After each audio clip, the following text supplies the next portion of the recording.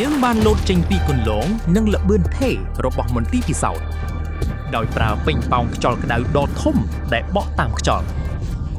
HC70 នេះនាំមកនៅកម្ពស់35ម៉ែត្រពីលើដីវានឹងធ្វើដំណើរជិត95គីឡូម៉ែត្រក្នុង1ម៉ោងធ្លាក់ចូលទៅក្នុងដីនេះគឺស្មើនឹង 1.7 ដងនៃស្តង់ដារឧស្សាហកម្មយើងសង្ឃឹមតាមរយៈការប្រកួតប្រជែងគ្រោះថ្នាក់ចរាចរណ៍ក្នុងរយៈកម្ពស់ខ្ពស់ចៃដន្យនេះដើម្បីផ្ទៀងផ្ទាត់សមត្ថភាពសុវត្ថិភាពរបស់ Volvo XC70 តោះរងចាំមើល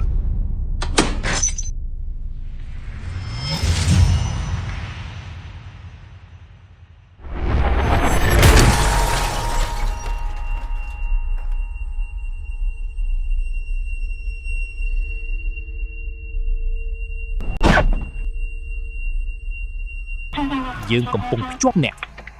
នេះជាមជ្ឈមណ្ឌលជូនដំណឹងអ្នកបើកបរនៅលើយន្តហោះរបស់ Volvo ទើបតែទទួលបានសម្លេងរភាគ្រោះថ្នាក់តើស្ថានភាពបច្ចុប្បន្នជាអ្វីតើវាមានសុវត្ថិភាពទេ